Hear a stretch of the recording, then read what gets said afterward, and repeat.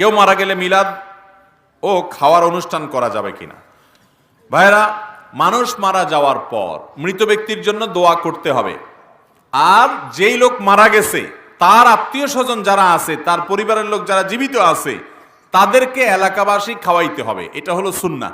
নবী করিম সাল্লাল্লাহু আলাইহি সাল্লাম নির্দেশ করেছেন, তোমরা অমুকের জন্য, তার পরিবারের জন্য খাবারের ব্যবস্থা করো, কারণ তারা প্রিয়জন হারিয়ে মন খারাপ, তাদের রান্নাবাড়া করার মতো মানসিকতা নাই। এজন্য যে মারা গেছে তার পরিবারের লোক যারা জীবিত আছে তাদেরকে বরং এলাকাবাসী খাওয়াইতে হবে। এটা হলো কি? সুন্নাত।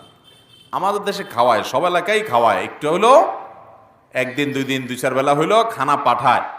যে বেচারা মরে গেছে আশেপাশ থেকে অন্যান্য ঘরের লোকেরা, প্রতিবেশীরা খাবার পাঠায়। প্রথম 2 দিন 4 দিন বা 2-4 বেলা খানা খাওয়ানোর পর এরপরে ওই 40 নম্বর দিনে সুদে আসলে সব একসাথে উঠায় নেয়। ঠিক না?